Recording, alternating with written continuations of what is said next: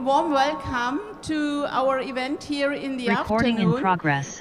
Which is about the Koronivia approach. And I'm very happy to have very excellent speakers here today. And we will learn more about Koronivia. Maybe for some of you it's not common. The name comes from a research institute from the Fiji, and it was established in 2017 in Bonn, which was this Fiji Bonn climate COP. And we are in a very, very important moment now, because after now 4 years, 5 years, Koronivia stock take and the discussion, and I'm very happy to have some of the main negotiators and spokesmen here and women in this room. They are on this pathway on what is next with Koronivia. So how the mandate will look like and what are the next steps. And having said this, I'm very happy to present our first speaker today, Martial Bernot from FAO.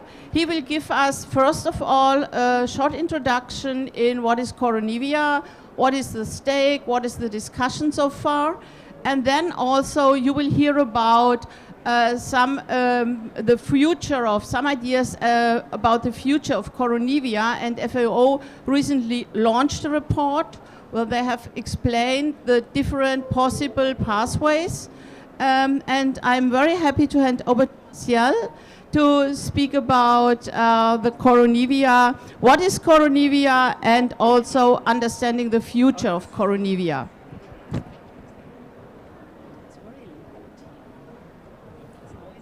Okay, thank you so much. It's really nice to be here at COP. It was so long, 2 years without a COP. It's not because it's a COP, because it's really important to be there, because as Martina was mentioning, we will discuss a little bit about Koronivia. So I have 5 slides, no more, explaining a little bit what is Koronivia and what to expect or not, and then after there is a very short movie. Perhaps we can start straightforwardly with a... Okay, it's magic, so you can see the speakers here. Let's move the thank you part. Now I guess that's not the right presentation, but they will fix us. So as Martina was explaining, so Koronivia, it's a decision, official decision of the COP to discuss agriculture under the 2 subsidiary body. So you know the COP, this is the highest level, this is basically the plenary of the country discussing issues, and then you have 2 subsidiary bodies. You have the SBI, I for implementation, so implementation within the COP. All the decisions are considered by the different parties and countries. And you have the SUBSTA, so the subsidiary body on scientific and technical advice. But Koronivia, for the first time, was a decision asking the 2 bodies to discuss on issues related to agriculture.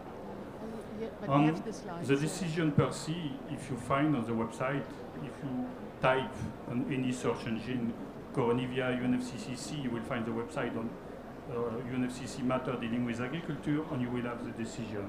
Okay, so now I have the slide. Just who I am, so I am working in the Office of Climate Change, Biodiversity and Environment at FAO. Okay, so here you have, so it's not for just to read, but just to see that the decision is very short, 1 page, but perhaps the most important page for people dealing with agriculture and food security that you have never been or had in the negotiation.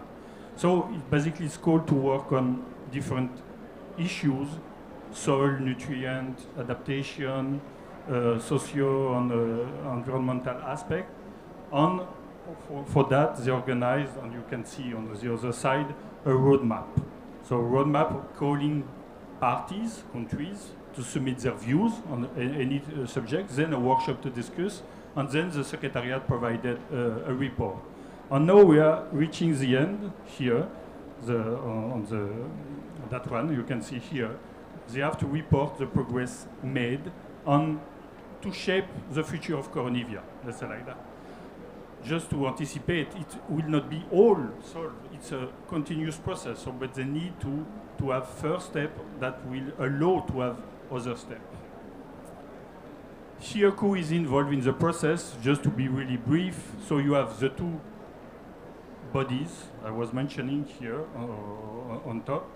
Then you have a lot of other stakeholders, the constituted bodies on the financial mechanism of the COP, so GEF, GCF, different funds, all under the umbrella of the Standing Committee of Finance, on external stakeholders like FAO, but we are an observer in that negotiation. And here you can see the list of the different bodies. So it concerns, agriculture concerns all the bodies of the convention. Adaptation bodies, capacity building bodies, technical bodies, so all the different, in dark green, the financial mechanism. Thank you, Walter. And then you can see here, this is what we will have in the presentation.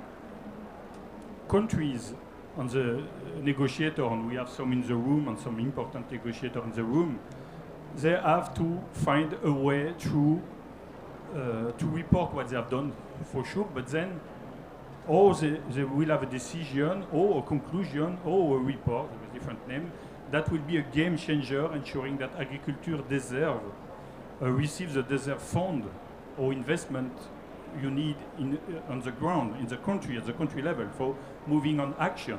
So adaptation action or mitigation action or any action. So this will be the movie, so here I will not talk much on that. Where you can find the resources, here just a link. So here we have provided a lot of information related to the technical angle of every single topic. So on soil, you have an aspect. On livestock, you have a lot of document. And we are also at FAO, we have what we call a climate change knowledge hub, where you find all information when it's related to climate change and agriculture nexus. So I will just stop here, just thanking the different governments that are supporting us so far, Germany and Japan. And perhaps we can move to the small video.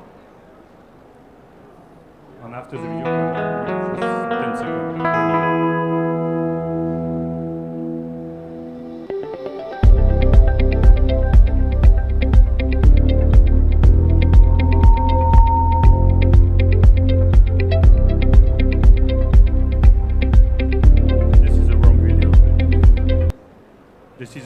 Despite significant technological advances in modern agriculture, people are still going hungry.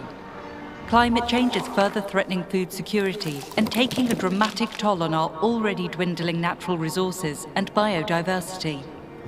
We must ensure our food systems continue to nourish us in the long run. Okay, so let's move. This is not the right video. There is a specific video on the future, so I will replace the video, basically. It's strange, a lot of echo, no?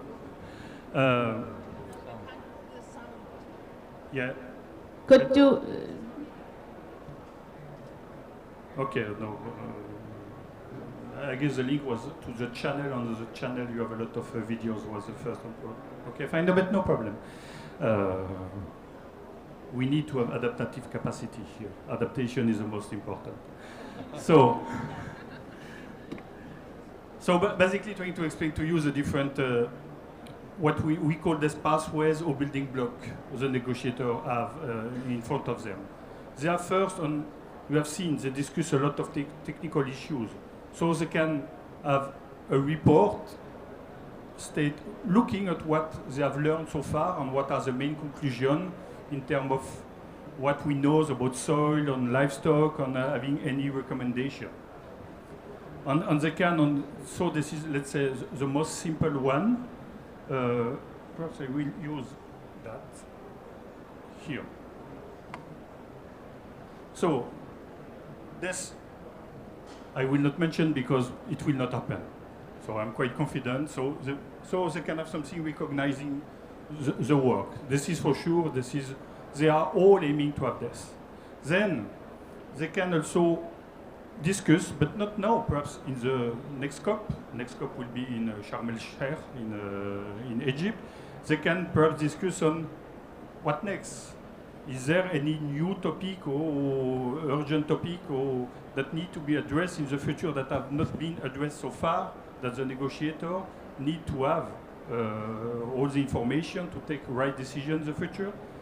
Then you can work on what we call technical priorities or institutional modalities, or to ensure that the discussion will not be limited to some technical exchanges, that will move to not a mechanism but a way to ensure that agriculture is always a topic that deserves a specific talk within the convention, that is a climate change convention. And it's not easy because you know the climate change convention is an environmental convention under the lead of most of the time ministries of environment, and agriculture voice is not always heard as it would deserve. One aspect that can support on that, and perhaps that is not mature yet, but is the fact that in the objective of the convention, so Article 2 of the convention, you have something that said that food production should be not at risk. So this is an entry point that perhaps all those negotiators can use, saying that agriculture is really a specific sector that is already in the objective of the convention, and it deserves so a special treatment. So this is what basically the movie was explaining.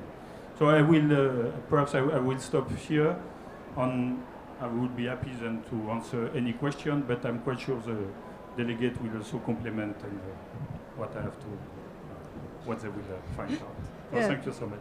Thanks, Marcel, and as you mentioned already, flexibility is a little bit asked in this process, but I think you explained in a very good way also what are the next steps and what are the ideas behind we have in this process.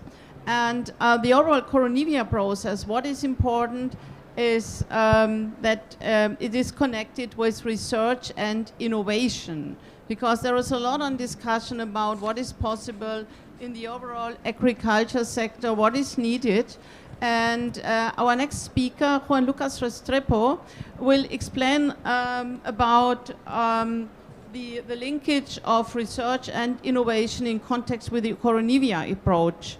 Juan Lucas is the Global Director for Partnerships and Advocacy at CGIAR and Director General at the Alliance of Biodiversity International and CIAT. And he also was very closely involved in the development of the Action Track 3, Boosting Nature Positive Production of the UN Food System Summit. So you see there are a lot of linkages also to other processes. And yeah, over to you and to bring us on the... And thanks, Martial, and we will have also the opportunity after the speeches for short Q&A, and then we will go for the next round. Thanks a lot, Martina. Indeed, our paths are crossing in many different ways, and it's great to be here at COP in this venue where food systems and agriculture is more and more present in these negotiations, and as we all believe, because you're sitting here, they need to remain at the core of this discussion. So, listening to Martial on the Koronivia process, on the negotiations, I think it's very important to understand that finally there is an agreement that agriculture is not only a source of the problem, but also a solution space, and that we need to understand it in that manner to really leverage on all of the space we have to promote and provide solutions.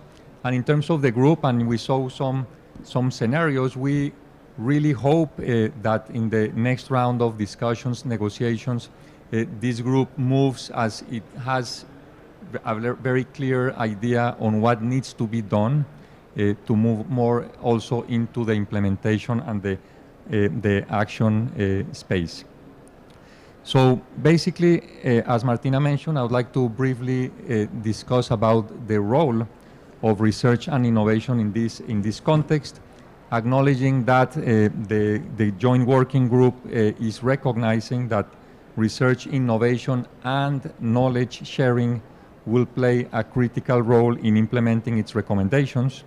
And as we heard, for example, from the summary of the working group on socioeconomic and food security dimensions of climate change in the agricultural sector, that there is the urge to enhance climate information, early warning systems, and climate risk management tools as a means to build resilience and highlight the needs, and also highlighting the need to do this engaging with farmers, engaging with producers, agricultural workers, and with a very keen and important emphasis on women, youth, and indigenous people, so together food systems can be redesigned. So both research and innovation done for farmers and with farmers are at the core of what is happening at CGIAR right now. As you know, CGIAR has been a family for over more than 50 years of international centers working on ag research, very focused and delivering significantly on the green revolution, but now embracing a more food, land, and water systems transformation approach, and currently agreeing on a new prospectus, a new portfolio of initiatives that will be launched on January next year, where most of them are very close to the work of this group and to climate change as well. So just to give you a few examples, Mitigate Plus will help through research, development, and innovation to reduce global food system emissions by 6%, that specific initiative. We have a huge partnership, and Fergus, that will speak later, is involved in a transformational agroecology initiative that should avert about 5 million tons of carbon emissions as one of its many projected outcomes, and some upscaling focused initiatives such as Climber, where we hope to help 30 million smallholder farmers adapt to climate change by 2030. So in terms of research and technology, we all hear that it's great to invest in research and innovation, that the payoff in terms of that the return on investment could be 10 to 1, and we've seen a number of studies doing that, talking about that. But however, from the about 50 to 70 billion that are spent on research and innovation on the global south, which is a very low number, small number, not near what is needed, only 7% of that are going to investment in environment and climate, meaning the gap is absolutely huge. So it's not only pitching for research and innovation, but it's also pitching for investment, both from the north, but also in the south. And as such, we are also very excited and very pleased to see and to support the UK presidency campaign on transforming agricultural innovation for people, nature, and climate, that calls upon governments, private sector, to really increase investment in research and innovation, and to work in strategic partnerships to meet the Paris Agreement. And moving ahead then, one of the priorities we propose for the Koronivia group should be exactly this: encouraging governments to increase funding in research and innovation and engaging partnerships with research organizations. We at CGIAR, as a very important, with foot on the ground global organization, are ready to support the Koronivia group in providing scientific evidence solutions to help guide the implementation of their recommendations and transform agriculture to meet the Paris Agreement. Thanks a lot. Thank you. I suggest that you both stay here for later on for the Q&A, and I would like to ask now the next round of speakers, Carla Mena and Eamon and Jenna, and I step a little bit aside then, so you could use these chairs here. And that's especially, this is for us important because you're the one, Carla and Eamon, you are the one who are really in the negotiations at the moment. And we would be really pleased if you could give us a little bit insight, but also could let us know about your information and your experience in the last years with Koronivia, with the targets, with the approaches in both parts. And maybe before you start, you could also give a short introduction in your role, also which parts of the world you are representing. That would be great. And you have about 5 minutes, and then we will have Jenna, and Jenna will talk about the overall approaches from the youth. So over to you. Maybe Carla, you could start. Thank you. And you take off your mask if you want.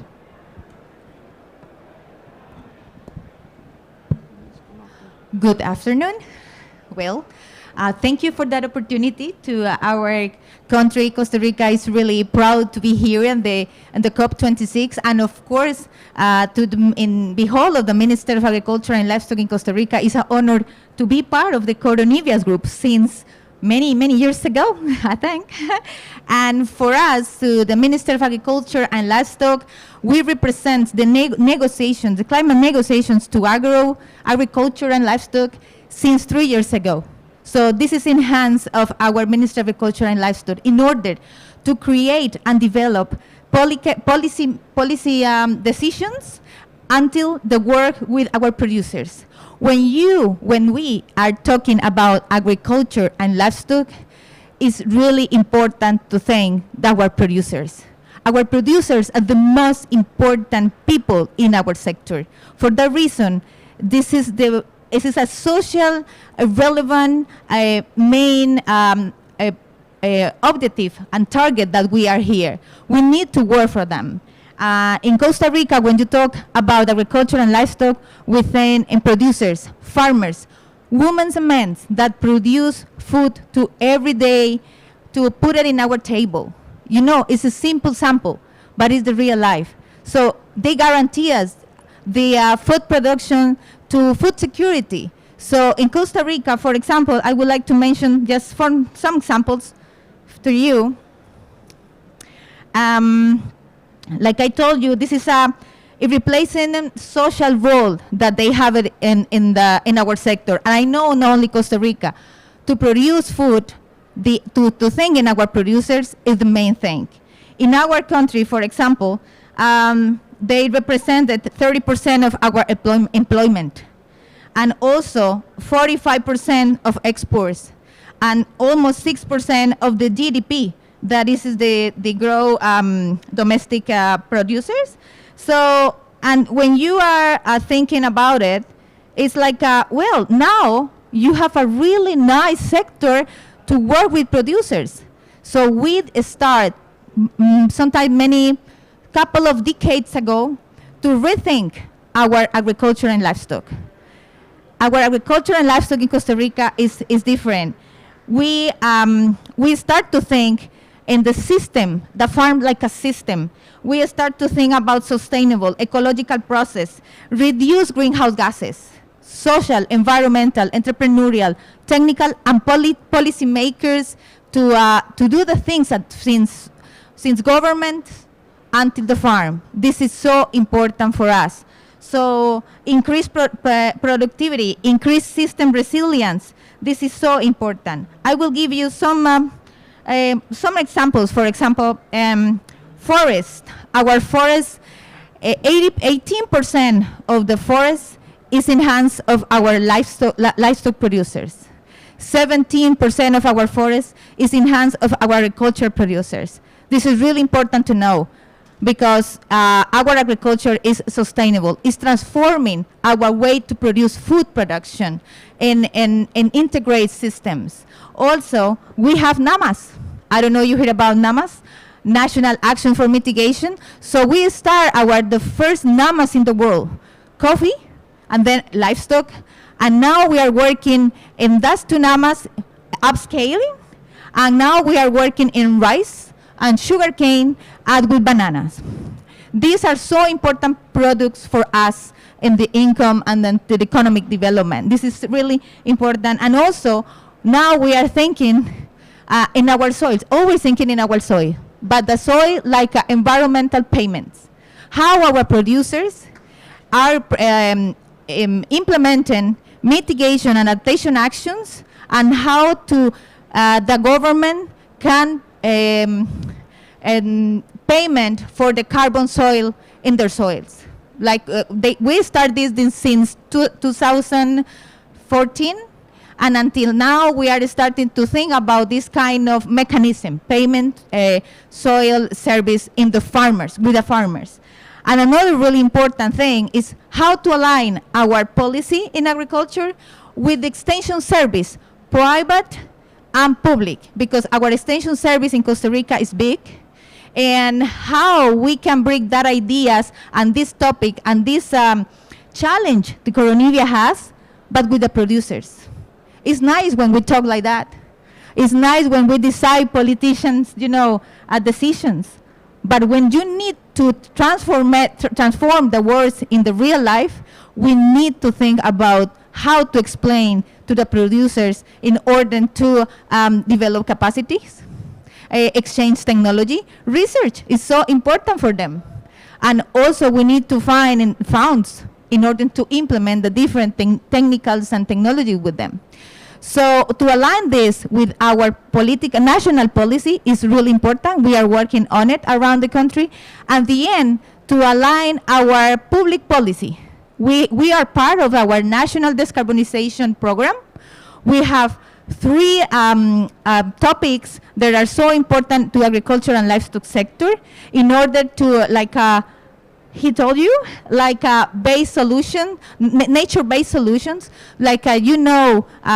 agriculture like a system, give us values, give us a lot of ecological systems to value in our, how to produce coffee, for example, for us, bananas, rice, and milk and meat, of course. So for us, Koronivia, we are engaged on it, because we have the commitment, and we believe the agriculture has the solution to tackle the climate action, action. So, and to participate in this kind of platform is really important for us, also in Latin American region too. So thank you very much. Thank you, Carla. Very impressive. I'm also always, applause.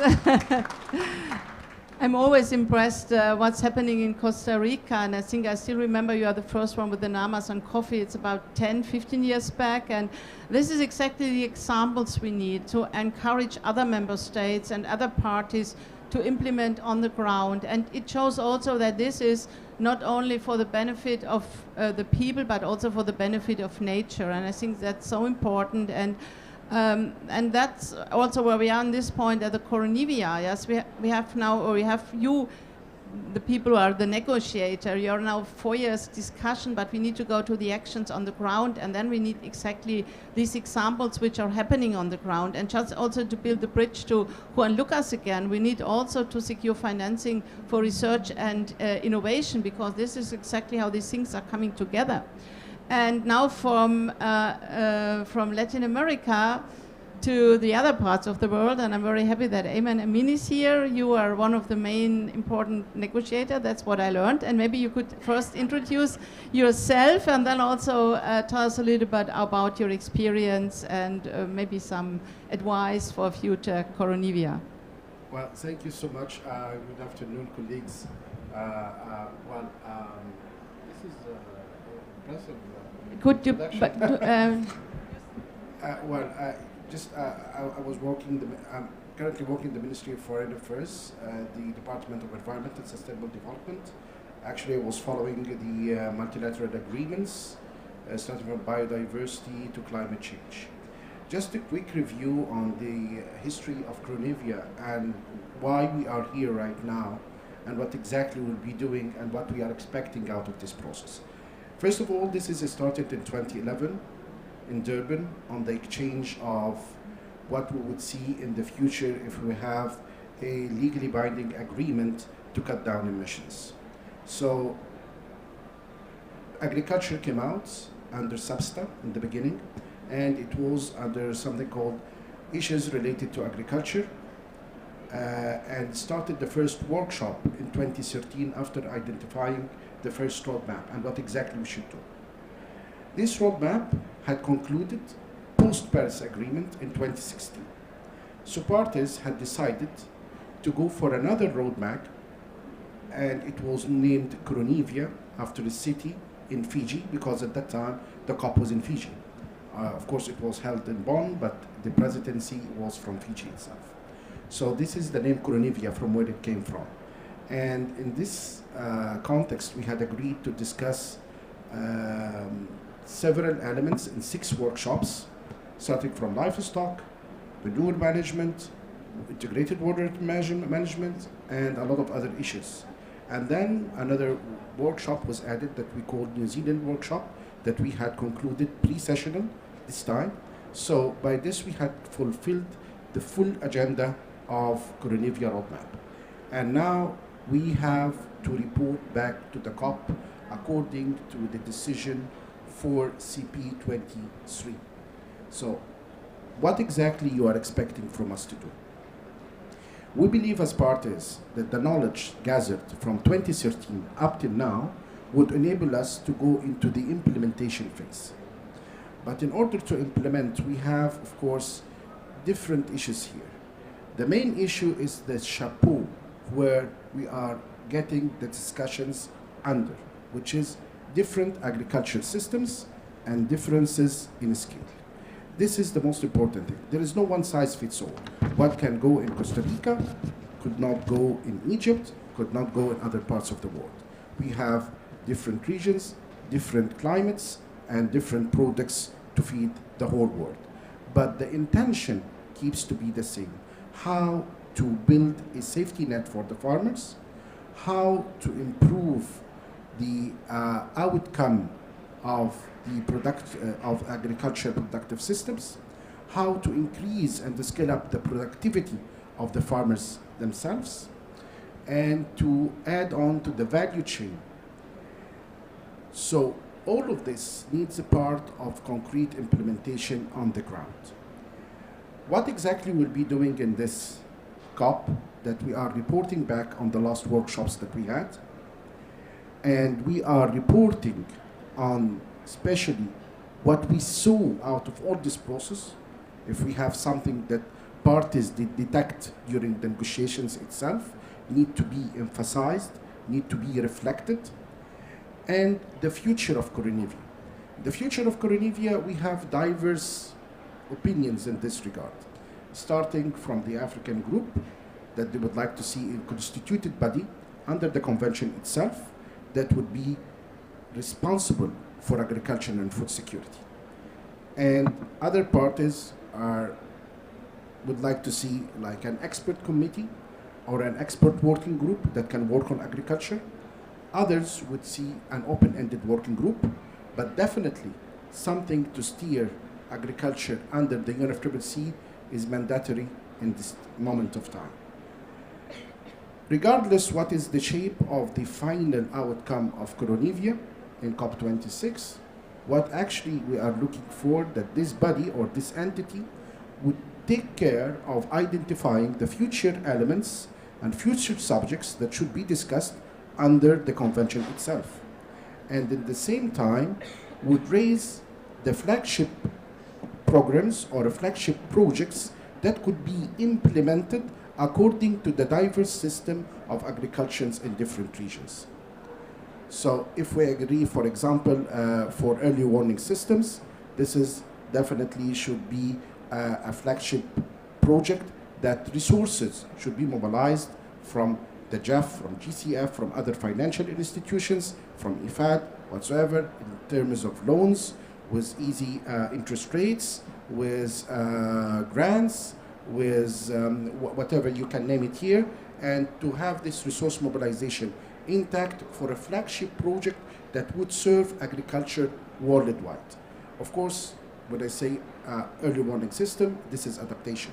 For mitigation as well, there is some beliefs that mitigation could be a part to make agriculture help in easing down the emissions that we are, of course, witnessing worldwide. But in this regard as well, I would like to bring to your attention that starting from the beginning of 2013, agriculture is discussed under adaptation and adaptation co-benefit as possible. So adaptation here is the main part for Koronivia to ensure food security.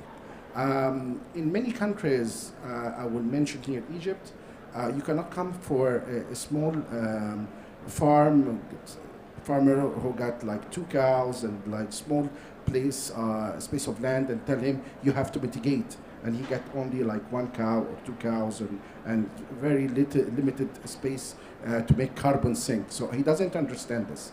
But what we can do, if Koronivia would succeed in elevating up and increased his income by a different process, so he would see a benefit in what he's doing. So by this we can attain the main achievement of Koronivia, adaptation and adaptation co-benefit as possible, which is mitigation. Otherwise, it will be difficult for those small landholders to go on with the mitigation side. So of course, this is a long part to assess. Adaptation itself is very difficult because it is qualitative in nature and it's not easy to track. But the gap that we are witnessing now is getting wider and wider by time. The requirements that it's sent by country parties in their NAPs does not, of course, fit the limit of finance that we have. We, of course, we know all that we had failed several times in attaining the 100 billion climate goal, and we need to fill this gap, and we need to see real intensive work on the means of implementation. And here I will call our colleague, I forgot the name, so sorry for that, when you were mentioning innovation. Innovation is a very important part in agriculture. And when we mean here means of implementation, we'll not mobilize only the financial part, but we are financing the capacity building, we are financing technology transfer, and of course, finance above all. So I hope that parties would come to an agreement at the end of this process to real mobilization for resources that can serve agriculture. And of course, once we have that, we will not gonna reach out only for GCCF, but definitely for other companies, for the private sector, for the people who got the real innovative tools in their hands to share with the third world countries and to share the developing country parties in order to reach implementation on the ground. This is exactly what we are trying to do in Koronivia. And I don't want to say exactly or just to put projection, but what I feel from Annex 1 countries and our colleagues on the other side, that there is a willingness to see implementation on the ground. Yes, we have a complete different ideas about how this implementation should work out, but the spirit is there inside the room, and there is willingness to push Koronivia forward. Well, thank you so much. I'm just open for any questions. If you okay, thank you very much. It's good to get these insights also on the overall discussion, and like you mentioned, the implementation and the actions on the ground, that is very, very important. And what we learned from the UN Food Systems Summit, it's not one food system, we have different food systems. This means what we need is really also so-called adaptation on the ground in the different approaches. And just to emphasize, and as you both are in the negotiation, what we also, one of the takeaways from the UN Food Systems Summit is that if we want to reach, for example, and meet the greenhouse, the climate targets, we have to consider the overall food system, which is from the production to the consumption. And this is one of the gaps at the moment, that neither in the national determined contribution there is a strong focus on the consumption side, on food loss and waste and diets, nor in the Koronivia, which is at the moment only on the production. So that's just a small recommendation. If there is any chance to integrate and to broaden the scope in the next Koronivia or phase 2, or it's called, that would be very great.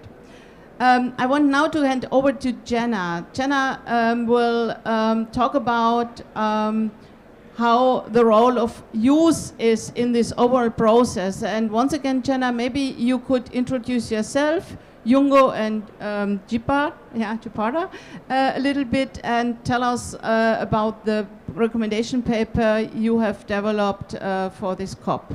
Over to you. Yes. Thank you so much, Martina. Is this on? Yes. Okay. This is perhaps much better. Yes.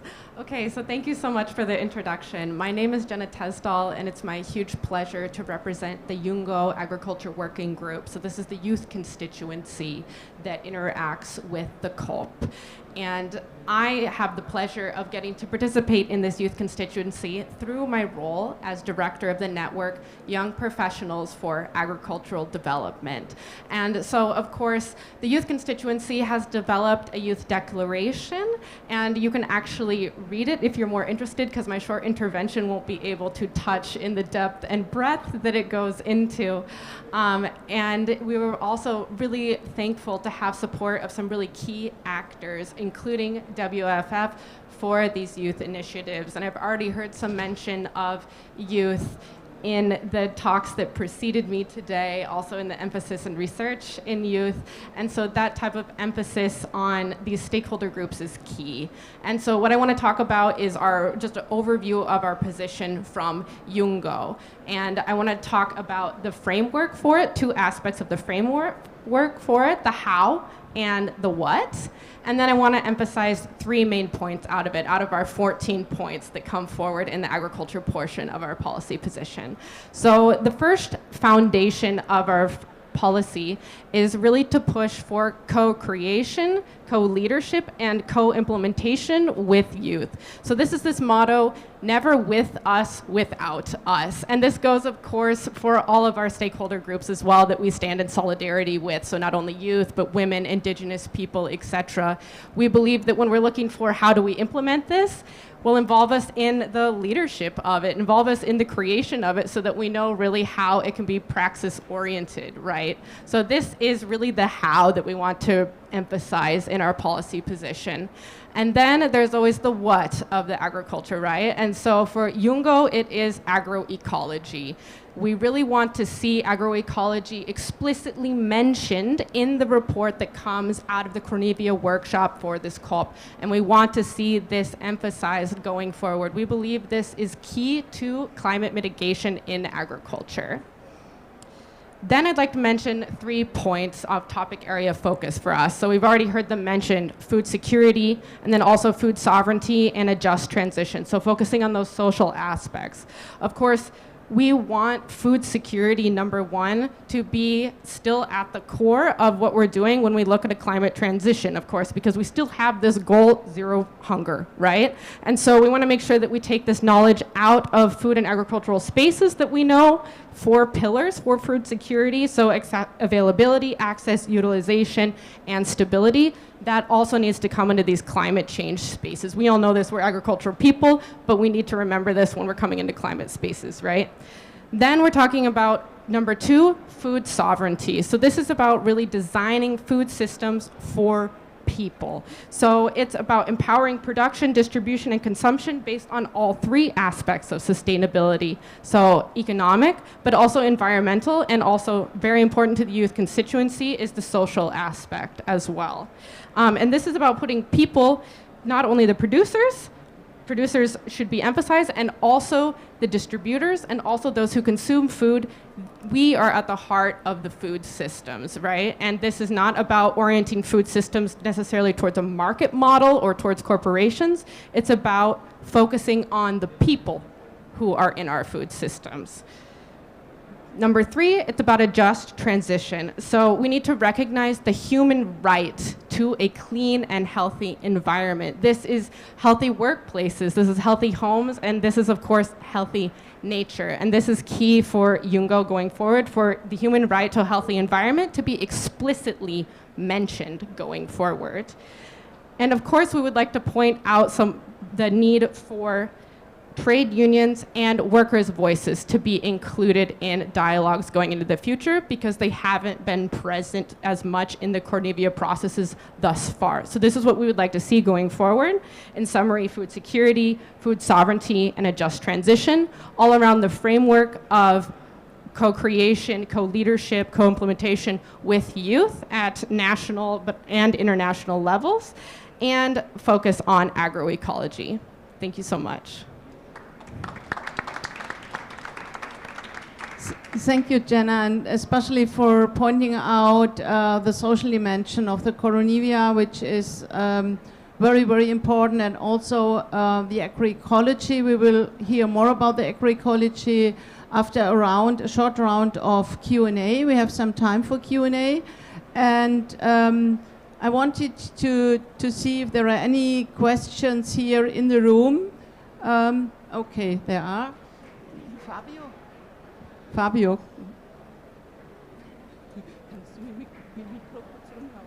Sorry, sometimes we... so there are... Could you raise your hand again and maybe also give us your name and... yeah.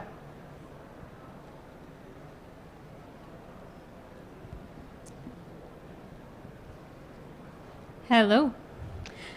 My name is Julieta. I'm 27 and I come from Miami, Florida in the United States. I'm with the Climate Generation Delegation and I'm also representing my hometown organization. I'm employed by the Clio Institute and I do a lot of work with youth. So I wanted to add to Emma's point, right? That's your name? Yeah. Emma's point about participation. And I wanted to see if any of you could give some insight into what role do producers play in decision making in your organizations, in FAO, in Costa Rica, because what I've seen too often is that decisions are made in boardrooms behind closed doors by people who don't actually work in agriculture, and then these plans are then presented to producers and farmers saying, here's what we think is best for you, and the decision doesn't come from them, and the votes aren't really represented in those decision-making plans. So I'd love to hear some of your thoughts as to, have you committed to increasing participation of producers? And if you haven't, do you plan to commit to do that? Thank you. So who wants to answer this? Carla or Marcel, you too? Okay, Carla and Marcel, go ahead. Thank you very much for the question. For us, it's so important to include the producers in the chain of communication to establish our not only public policy, also our technologies or techniques that we need to work with them. For example, we have in the different NAMAs that we have our governance mechanism in order to include our producers, the different groups of producers in the different regions. For example, in Costa Rica, we have 7 regions. That is a small country, but it's so different agro systems around our country. So we have chambers, associations of producers. So we exchange with them the different technologies or the different actions or climate actions that we want to implement with them. It's not easy at the beginning because this is a kind of, it's not just transfer technology. It's also social education. Implement the different technologies with them is step by step. For that reason, we start with pilot projects in order to start with different groups, in order to that the producers can be convinced. It's not just the theory. It's just how the producers can talk with another producers in order to say, yes, does work, or no, we need to improve like that. So include the producers in the decisions of technologies is so important too. So it's hard, of course, especially when they don't want to change their mind to produce, but it's with the years, we are already taking nice results with them, and they are convincing how the mitigation and adaptation is so important to be resilient in the agricultural system in our country, because we are, like you know, we are in the Central America. It's so vulnerability to the climate change. Thank you. Marcel, you want to answer, and then Juan Lucas. No, it's a very complex question, in fact, but give you several elements of answer. Now, within the UNFCCC, you have the constituency. The constituency, there's a voice. Here we have the voice of young people. If you have young producers, they can also exchange with Yungo to be sure your voice is part of the Yungo voice. You have the farmer constituency. Farmer constituency, you can also reach out them. You have Ringo, this is research. We have bingo. You have gender. So basically, if you have also female producers that want to be here and they have some specificity, so you have the constituency within the convention. The convention per se, for sure, it's more a room where country are exchanging. But in every single country, and this is the same for FAO, for all the UN system, we are, let's say, secretariat, where different FAO is a secretariat, where the country decide, they discuss. So, but it depends on every single country how producers are involved in their own country in terms of exchanges. So we have seen an example here from Costa Rica. I guess from all countries we have different examples. From your country, I guess I'm sure that there is some kind of mechanism between producer and probably the state government, the county government, the federal government. So, but it's not easy to activate, I can recognize. On FAO side, we have different secretariat where civil society is more present. So we have the Committee on Food Security. On the Committee on Food Security, who is in the room? It's not only the country. It's NGOs, CSOs, representative of different CSOs. So here they have a really perhaps stronger voice than in the Committee of Agriculture of FAO, for instance, where it's mostly the country. But you have the Committee of Food Security that is really important, and we have also secretariat. We have, for instance, the Global Soil Partnership, and at the name same, is partnership. So anyone can adhere to that partnership, be present, and be present when they discuss in plenary and will take decision what next in something concerning soil, but in the really broad sense of soil, management of soil, which include people. So this is some short answer I can give to you. Thank you. And Juan Lucas, you also, you have to move the microphone.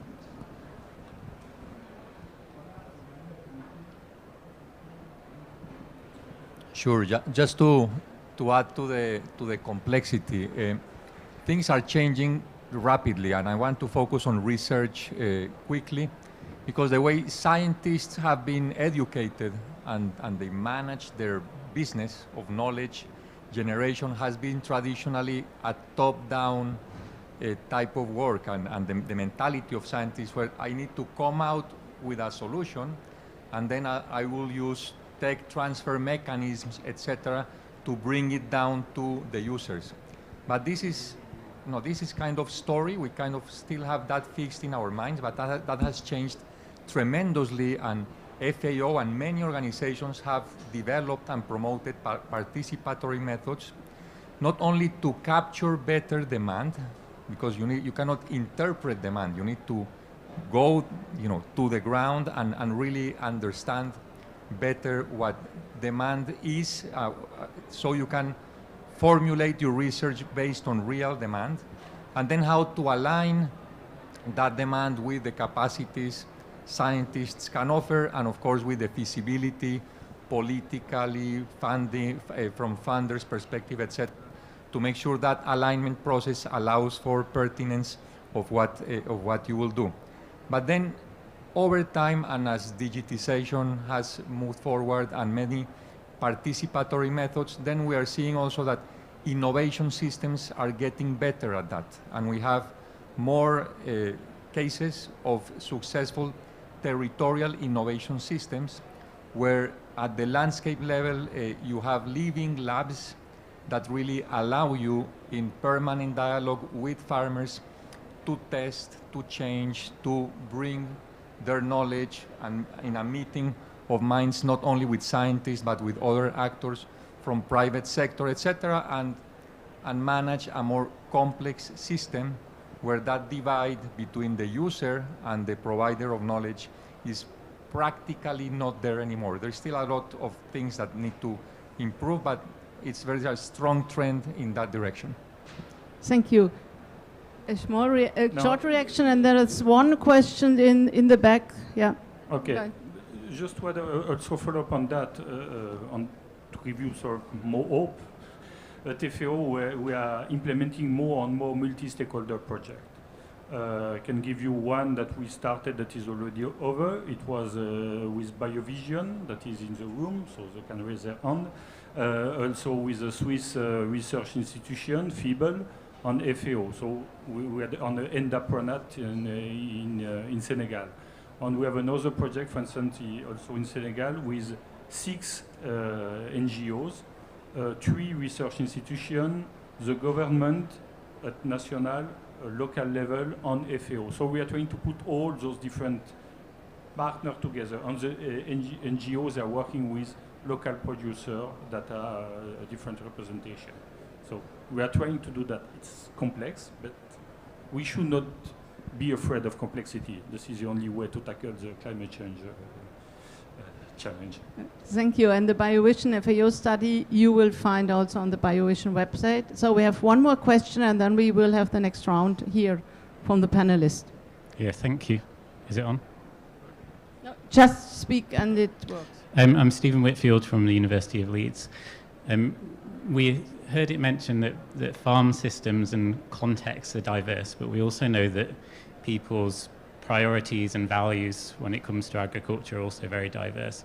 And I wonder if you could say something about how much consensus there's been within the Koronivia process, if there's been any particular contentious issues, and maybe how those contentious issues might be reflected in the final reporting from Koronivia. Thank you. That's the question to Ayman, I think. Thank you so much for this question. I have to be clear with you, we are only just identifying the gaps. So when we say, for example, we have a workshop about manure management, you are presenting your country's point of view in this regard, and we are having independent experts feeding into the process, telling us the numbers, telling us the best practices, and telling us if we can do something, for example, on the mitigation aspects for the fertilizers, for example. So there is no any, problems or contingents between the parties when we come to discuss something like this. I wouldn't say there is some little bit friction when it comes to identify exactly the lesson learned in the final conclusions that comes out from the workshop itself. But this is the usual procedure that we used to. So I wouldn't say that would be the problem.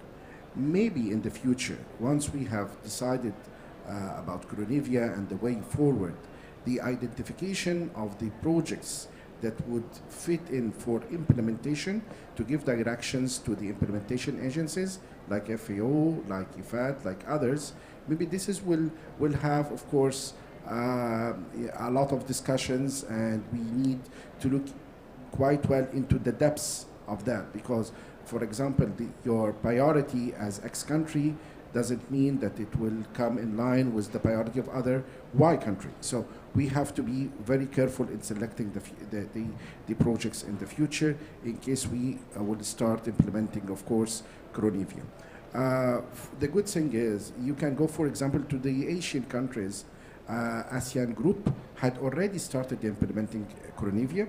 They have some funding coming from independent financial institutions saying, well, we have got this best practices from Koronivia workshops and we need to implement it on the ground.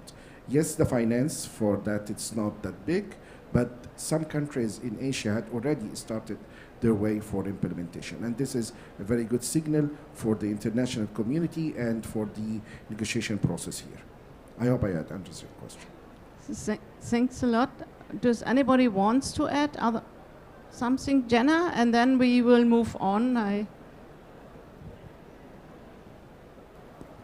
Yes, I'll just be very brief, but I think from the perspective of the Yungo constituency, we would like to point out that also this explicit mention of agroecology, which you were alluding to, is something that has been quite contentious in the negotiation process, and we believe that it's very important that agroecology is explicitly mentioned, because it will then determine the projects, how they're implemented and how they're incorporated into the future work. And so we believe that's very important.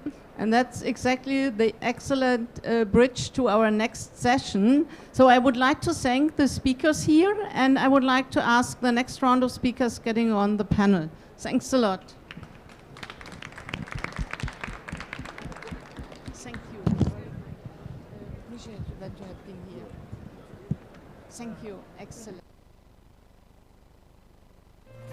Despite significant technological advances in modern agriculture, people are still going hungry.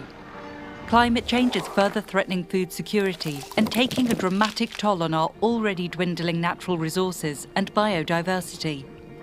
We must ensure our food systems continue to nourish us in the long run, while also reducing greenhouse gas emissions. To achieve that, we need to make them more resilient and sustainable.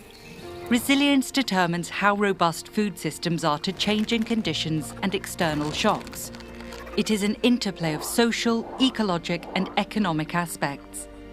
Food system resilience is defined according to 13 indicators that range from diversity and connectivity to reflection, shared learning, and economic profitability. Since we can only achieve resilience systematically, any missing component weakens it. Based on a comprehensive analysis of scientific studies and 2 case studies in Kenya and Senegal, our report shows how agroecology, as defined by FAO's 10 elements, strengthens resilience and supports a low emissions pathway. The results show that 3 components stand out in agroecology's resilience-enhancing potential. It promotes diversity of landscapes, of animals and plants, and of practices. Agroecology also builds healthy and fertile soils, for instance, by closing natural resource cycles, ensuring synergies between plants and animals, and reducing the need for pesticide use. It puts people and knowledge at the centre and focuses on local solutions, integrating traditions and heritage and strengthening farmers' networks. The evidence is clear. Agroecology can contribute significantly to climate-proofing our food systems. But it can only succeed when all stakeholders also understand the relevance of the socio-economic dimension and value it accordingly. Our report underscores the existing potential for a climate-resilient transformation of the food system based on agroecology principles. Let's make change happen together.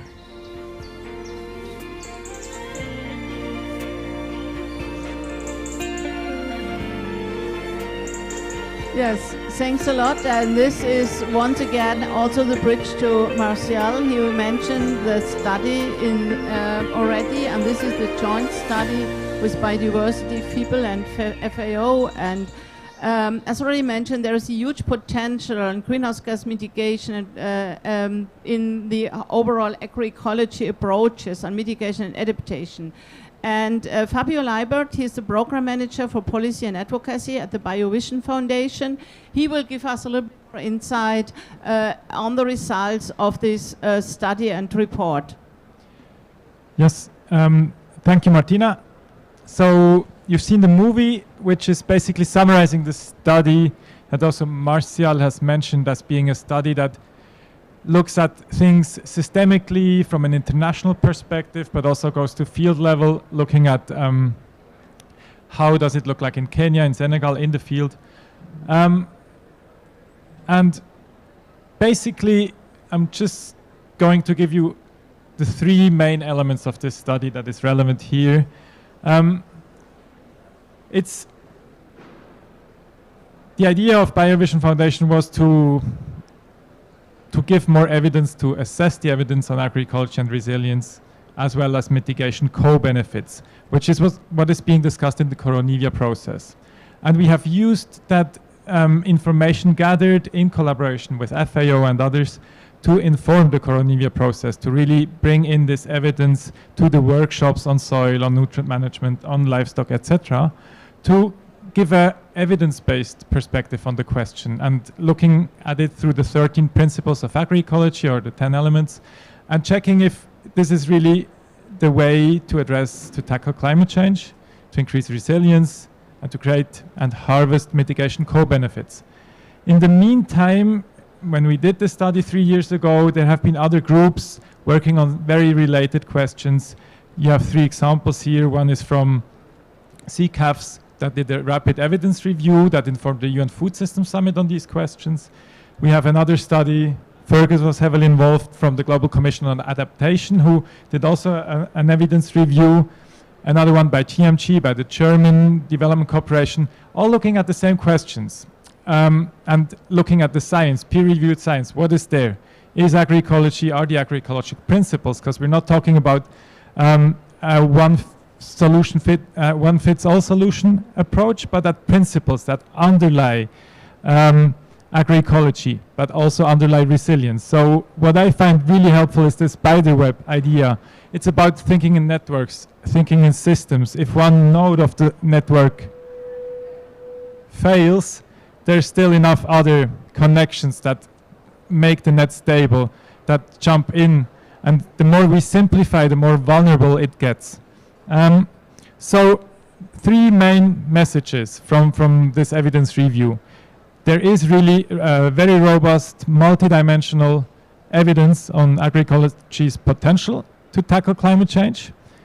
When I say tackle climate change, really adaptation, resilience building, and looking also, is there also mitigation co-benefits?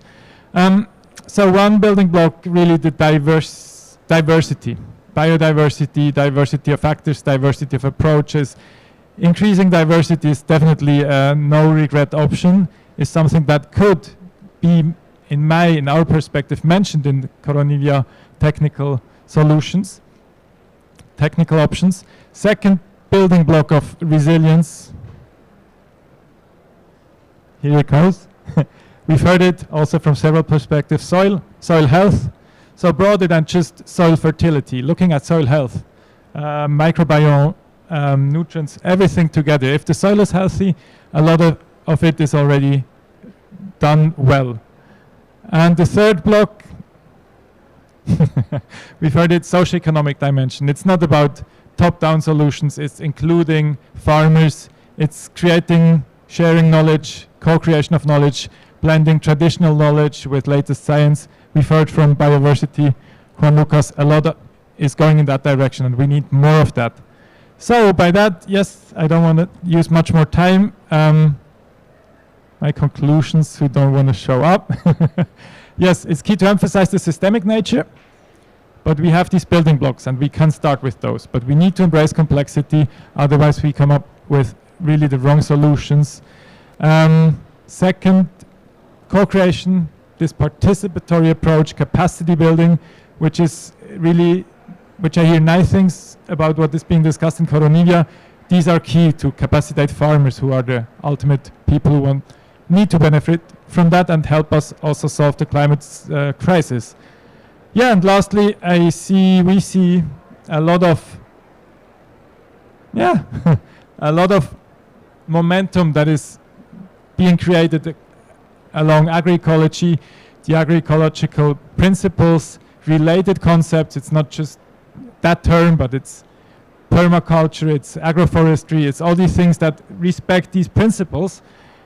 The policy opportunities are increasing, food security, biodiversity, debates, other silos, but treating the same issue, are increasingly looking at agroecology. UN Food System Summit, Fergus will tell you a bit more, CFS. And there are many countries, we've heard Costa Rica, that are really championing the approach, mentioning agroecology in their indices, moving to action, and we hope that also in the Koronivia, these elements, which are really, the evidence is there, find their place and mentioning, and are the principles that guide the transformation. Thank you. Thank you, Fabio. And yes, and I think what we have achieved, I think we have also opened the doors for this transformation through the UN Food System Summit. Within the UN Food System Summit, we have, as already mentioned, we have developed so-called coalitions. And one of the coalition is on agroecology. And I think what is important, and this is once again the bridge to bringing member states on board. This agroecology coalition is supported by a huge number of member states. And Fergus Sinclair, he is the chief science for CGIAR and ICRAF. He will explain a little bit more how the agroecology coalition could contribute to Koronivia approaches and support actions on the ground. So the coalition is a really exciting development that is part of this wind of change that we can see blowing. And it's really significant that at the beginning of the UN FSS process, there was no mention of agroecology whatsoever. It wasn't on the agenda. And a lot of civil society groups boycotted the UNFSS because they didn't see their agenda being there and a top-down process. Because a number of member states they wrote a letter to Agnes Kalibata asking for agroecology to get on to the agenda. At the last minute, there was a session put on. That was the best attended session of the entire summit. And it led to, in the full summit, it was in the pre-summit, in the full summit, to the emergence of this coalition. And they were called solution clusters originally. And it's quite interesting because agroecology is not a solution.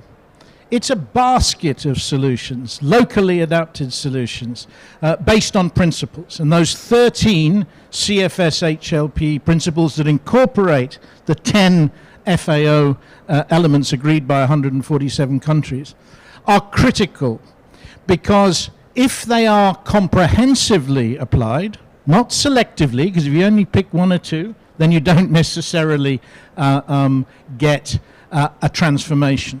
So the coalition is called the Coalition to Transform Food Systems Through Agroecology. And I think it's talking to all of the points that were coming up today. It's talking about food systems, everything from production through to consumption and all that goes on in between.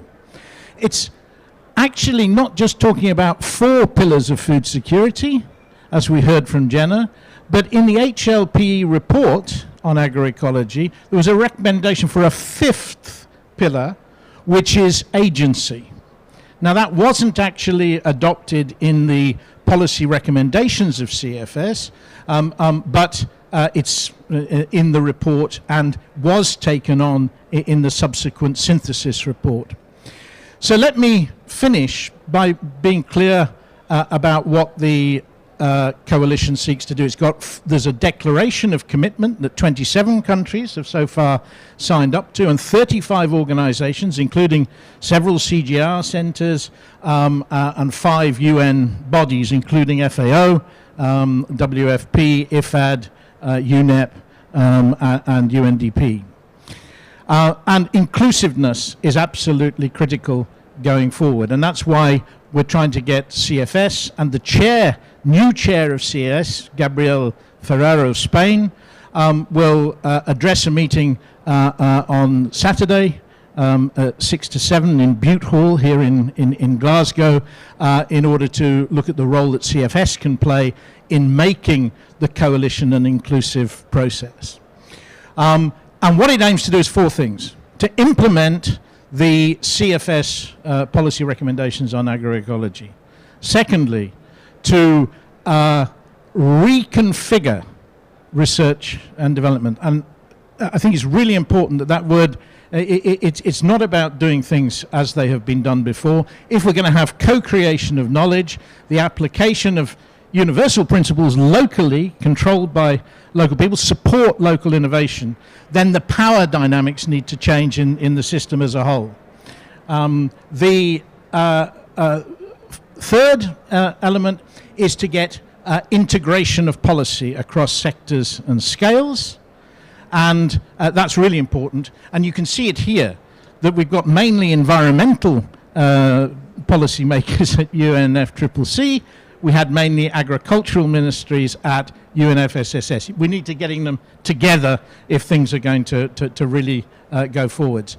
And finally, responsible private sector investment and encouraging the private sector to embrace agroecological principles. That's all I've got time for. So, but please do come along and hear the president of Sri Lanka being interviewed about his attempt to implement national agroecological transition that he announced in June at CFS 48, and the sort of challenges that has faced in reality and how he's tackling those. So there's a real opportunity to talk about the coalition on Saturday, 6 to 7. Thanks. Thank you. And thanks again for pointing out, and I think what is really important listening, we have already 27 member states on board, and if these 27 member states would also support agroecology in the Koronivia process, we would have already made a huge step. The problem is that very often it's different ministries talking about different things and not talking to each other. So we really need also to better coordinate and bring together the different focal points of the different approaches, of the different conventions or of the UN Food System Summit. And for those who are interested, you find all the information on the webpage, and it's still an open process, so the declaration is still open for designing. Having said this, I want to hand over to Kelly Witkowski. She is the manager of the Climate Change and Natural Resource Program of ICA. This is the Inter-American Institute for Cooperation on Agriculture, also in Costa Rica. And she will present us about resilience through community engagement. Over to you, Kelly. Thanks, Martina. And I'm so pleased to be here with you today, especially on this block about implementation, because that's really where the rubber hits the road. If the negotiations are complex, implementing and actually moving the needle on the ground is maybe 10 times harder. And we've heard a lot about the diversity of the sector and the different needs, and it really is key, and I totally agree with Fergus that the agricultural stakeholders need to be at the center of this. So to date, a lot of what's happened in Koronivia has been focused more on the scientific and technical side, and we really want to try to balance that with the implementation side. So I'm going to tell you about a project we are implementing in 4 countries in the Caribbean, focused on strengthening coastal and marine and agricultural resilience through upland ecosystem-based adaptation and community engagement. This is a project we're implementing with the University of Florida, IAM Movement, which is a local NGO out of Trinidad, and with support from the Caribbean Biodiversity Fund. We're working in Antigua, Dominica, St. Lucia, and Tobago. And this is a project that's really investing in enhancing resilience in agriculture, and through that, thinking about the broader system, also helping to reduce the non-climate risks in the marine and coastal areas using ecosystem-based adaptation. And we're really focusing on a lot of the topics that have been prioritized in Koronivia, such as improved soil management, the reduction of erosion, improvement in nutrient use, and also supporting the socioeconomic dimensions of agriculture. And we're also working on the piece of assessing adaptation. So what is the impact of these actions that we're taking on the ground for reducing climate risks, both to communities, so on the socioeconomic side and on the agroecological side. And one of the primary measures that we're using is the installation of vetiver, which is a really tall grass with a really well-developed root system. And it has many benefits, including helping to prevent soil erosion and promote soil conservation. It's also fire and drought resistant. It helps remove contaminants, nitrates, and heavy metals from the soil, and therefore also improving water quality in the areas where we're working. And it's really tolerant to a wide range of soil pHs and salinity levels, so it works in a lot of contexts. This is also a regional project, so another important component is getting these countries to work together, again based on these principles with some broad actions, but then really contextualizing it to the needs and priorities of the specific communities and areas and natural areas where we're working. And you can install vetiver kind of in between the rows of crops, or you can install it in hedgerows on the steep slopes that are often found on the Caribbean islands. We're also really working with communities to help raise awareness of climate risks and diversify their livelihoods through additional nature-based opportunities, and working through a community-based organization in each site, so that we really try to empower the communities and help build capacity in the organizations that are there with the farmers in their day-to-day. We are also monitoring ecosystem health, as I mentioned, in terms of water quality, reduction in erosion, and then the socioeconomic monitoring of the co-benefits, which are an important emphasis in Koronivia. So we're focusing on resilience, but we know there's also benefits to the enhanced productivity in this systems, enhanced income for producers and other community members, and this diversification of livelihoods. In terms of the monitoring, we're combining these socioeconomic surveys with a very high-tech system. It's called the Gator-Eye that the University of Florida has developed. And this uses LiDAR, hyperspectral, and visual sensors to help monitor this ecosystem change. And then we combine the socioeconomic data with the ecological data and spatial data to really come up with a comprehensive assessment of the impact, the baseline and the impact that this project is promoting. We're working to benefit about 14,000 stakeholders and about 1,000 hectares, 1,500 people directly, so it's pretty ambitious, and we're having really good results. We hope that this project will really provide some insight for the new phase of Koronivia. So we've been taking advantage of the knowledge gained through the systematization and the workshops that Koronivia has had. Again, this opportunity for regional cooperation exchange between the different countries, but contextualized to the specific system. And of course, always, vetiver has been traditionally a system that has been used across many countries, including those in the Caribbean, and how we can combine that with the scientific knowledge that has advanced for the benefit of these communities, and to implement these nature-based solutions to enhance resilience of agriculture. And finally, we've really been working on how do we incorporate this wider work and perspective from the Caribbean more broadly into the Koronivia practice. Our organization, which is the Technical Agency for Agriculture in the Western Hemisphere, so we work with our member states based on their needs and priorities, and one of the things that we're working on is building capacity in actors from the Ministries of Agriculture to participate in the Koronivia process. And so how can we take advantage and really take experiences on the ground in these very vulnerable communities in the Caribbean, and help then build capacity also in the same country, so that they can then inform the Koronivia process moving forward. Thank you.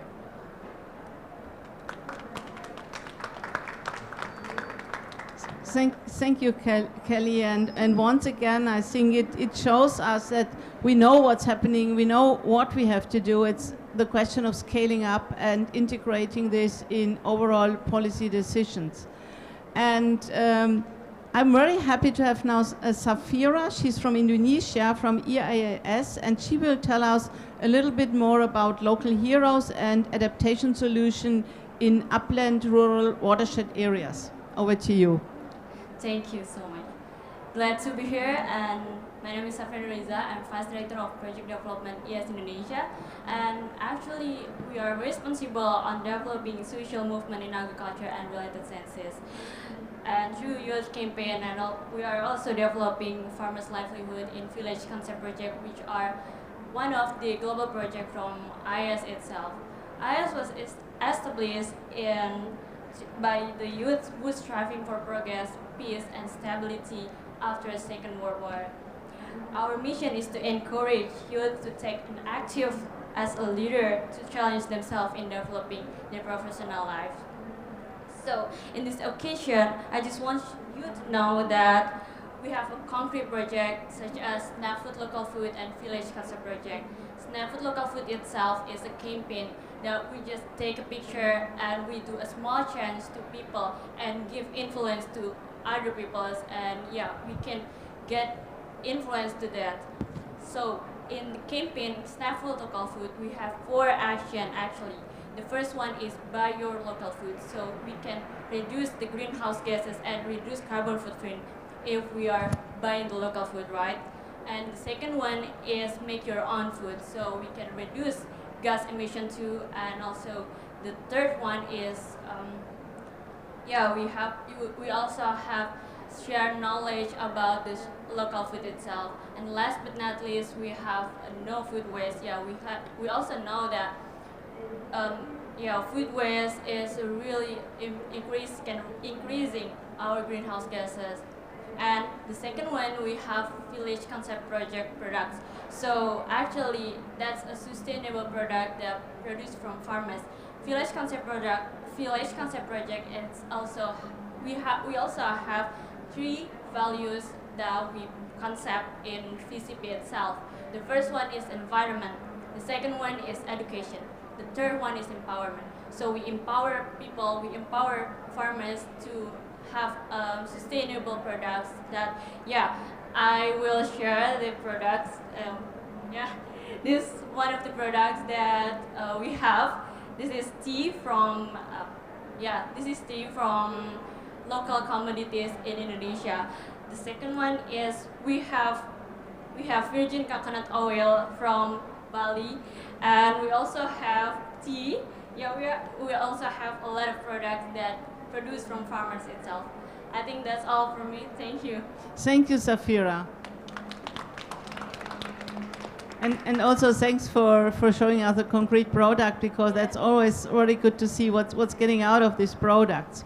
Yeah. So we are at the end, and we have some 5 minutes left, and I would like to hand over to Walter to close this session. Walter is the expert on Koronivia, been involved, I think, more than 20 years. That's what I learned. And I'm very happy to listen in what are your recommendations now, looking back and looking in the future. Maybe somebody could hand him a micro. And maybe, Walter, you could sit on the panel, please. Yeah. Thank you. Well, and maybe introduce yourself also if you want, and go ahead. Yeah, thank you. Thank you, Martina. Thank you for the invitation to this relevant meeting. And I am from Uruguay, and I have been involved in negotiations for some years, and also in other processes, IPCC, but in order to be short and saying some words for closing is a responsibility, because we heard many relevant elements. So I will try to capture what I think may be some remarks. The different presenters have shown clearly the magnitude of the challenges that climate change represents for agriculture. There is a need to produce more food, and more fiber also, I would add. There is a need to achieve the Sustainable Development Goals, but we need to produce more food in a sustainable manner. We are not in the times of the Green Revolution in the 70s, when it was a matter of producing more productivity without looking at the impacts of the different technologies. So maintaining or restoring natural resources, respecting nature, including biodiversity, soils, water, ecosystem services, are also elements that should be taken into account together with the social and economic dimensions. So the challenge is really wide, and the approaches should be holistic and systemic. We also have to take into account, I think, that agriculture is a very sensitive sector. Maybe it's the most sensitive. I'm not sure if it's the most sensitive, but it's very sensitive because it's very climate dependent. If I produce microphones or software, I am not so climate dependent directly. A drought may not affect me too much, I suppose. But agriculture is extremely vulnerable, and agriculture is important for the livelihoods of the farmers. But also, if we have no farmers, we have no food for the rest of the society. So agriculture is important not only for farmers, but for the society as a whole. And so Koronivia is important not only for farmers, but it's important for the humanity as a whole, because without food, we do not exist. It's that simple. But we also know that we need to transform our production systems in order to achieve this transition to more sustainable, more environmentally friendly systems, which is a process. Transformation is not something we can do from one day to the other. And for this transformation, elements I would remark from what I listened is, for example, that farmers organization, young farmers should be in the center of the action, that foreign sovereignty is important, that inclusiveness and empowerment of farmers is also very relevant. And regarding Koronivia, we heard that it was a milestone because it's the only sector in the convention that has a permanent agenda item. So this gives agriculture the privilege of having a place where we can discuss the problems, the opportunities, the actions that are needed. And Koronivia, it was created as a joint work between the scientific and technological side of the convention and the implementation side. So it is stronger than just SABSTA or just SBI. It's both combined, and the result is not just the sum of both, it's more than the sum of both. And now we are in a critical moment for Koronivia, because we are ending phase 1, as Marcial has explained, and we have now the challenge to design the phase 2 of Koronivia. What is going to be the focus of Koronivia in the future?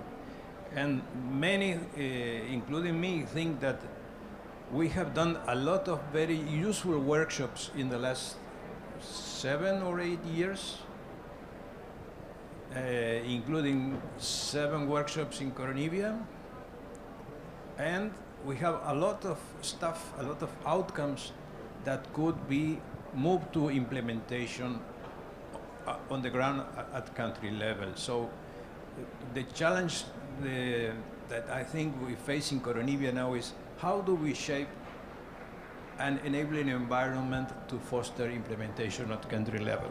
I think Martina is seeing me that I should finalize. Okay. Then, of course, you have heard also important reference to science and co-innovation, so I will not repeat that. The importance of building resilience is crucial.